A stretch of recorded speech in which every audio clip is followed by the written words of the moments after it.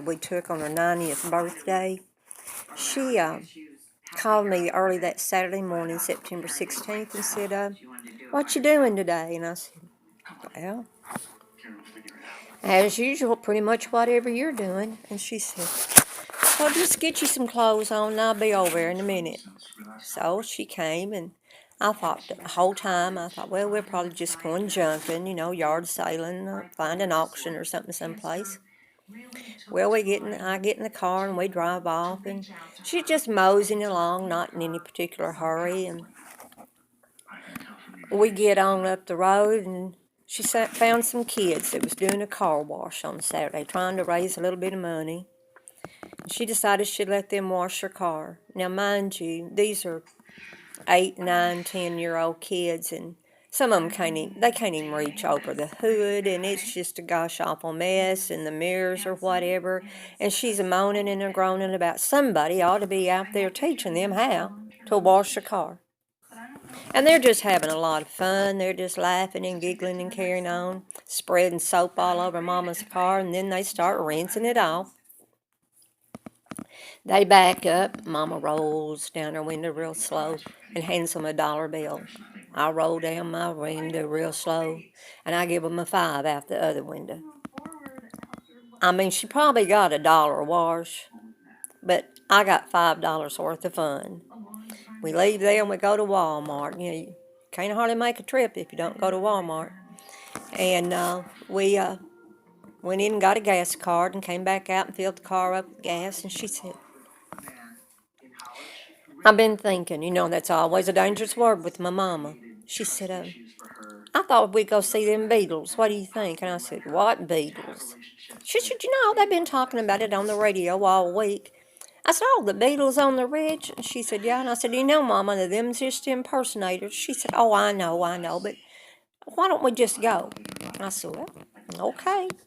So we went by her house and got us some lawn chairs, and about the time we're putting them in the trunk and putting the trunk lid down, here come my brother. He said, well, what you girls going to do? I said, well, we're going to go see the Beatles.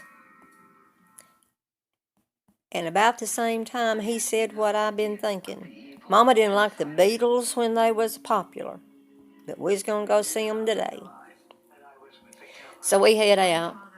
He wished us luck. We head out, and we're going to Walnut Ridge. And it's what we call it in our little town, a big highway. It's got 2 lanes, 4 lanes, 2 one way and 2 the other. And we're doing our usual 25 and 55 and 30 and 65 and just all over the speedometer. And all of a sudden she starts slowing down to about 5 to 10 miles an hour. And we're in the fast lane. And I said, Mama, what's the matter? And she said, oh, I want you to see this. Now, we're in a moving vehicle on a highway, and she wants me to see something. I said, what? She said, just look up there in the air. Just look in the air. You'll see it. It's yellow. I said, yellow? She said, yeah, I'm one of them crop duster boys. Said, he's flying. I said, man, he is making it good. He's just hitting it down real low. It's just right here. Brenda, if I slow down here, you can see it. And I thought, Mama, we probably need to get over on the side of the road. But you don't say nothing like that to my mama. You're riding with her. You're her guest. Cars were passing us on the ride, honking their horn and waving at us, so kindly. And she said, I don't know what their problem is. They ought to know what I'm doing. And I thought, well, yeah, we took an ad out in the Jonesboro Sun this morning that we was heading this way, and we was going to be doing just as slow as we could so Brenda, the legally blind lady, could see a yellow airplane up in the sky. I finally said, yeah, Mama, I see it. Boy, isn't that good. Well, then we sped up. Here we go.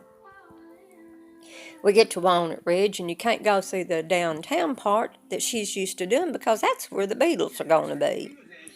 So we meander our way around, and we find the new McDonald's. So we go in and we eat, and we get through, and we have us a drink that we're going to take with us.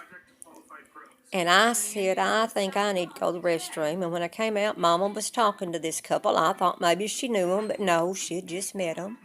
And they'd been to that Beatles thing that morning and walked around, and they really enjoyed it. So they just told us we was going to have a real good time, and out the door we went and got in the car and just trucking along.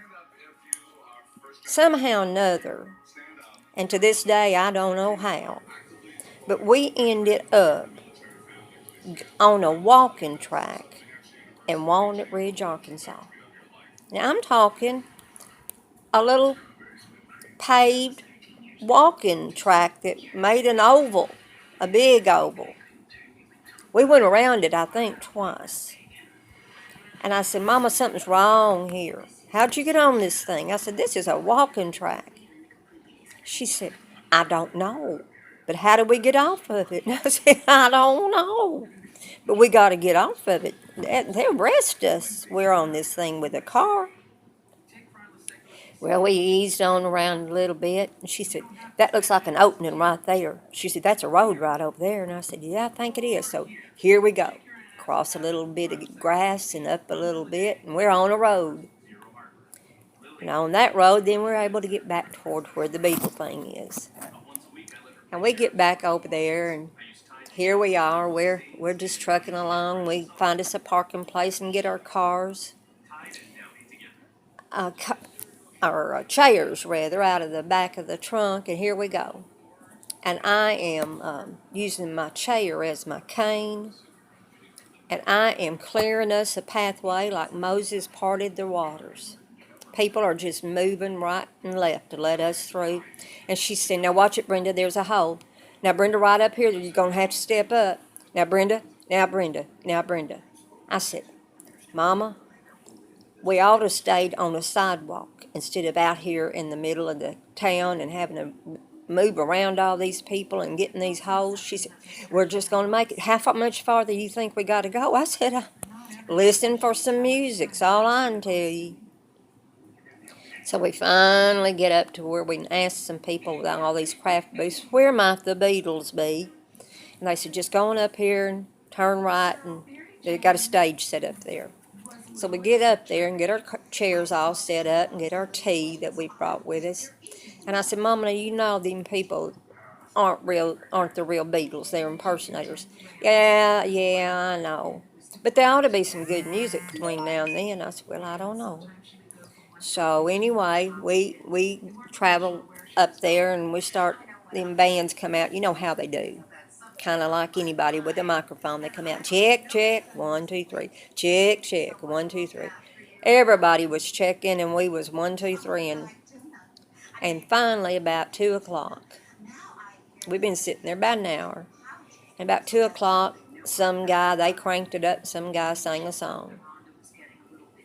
And when it was over, Mama said, ooh-wee, I hope there's just a practicing on that. I said, well, I don't know. I said, but they're warming up. They're warming up, and by the time the Beatles get up here, it'll be a big sound.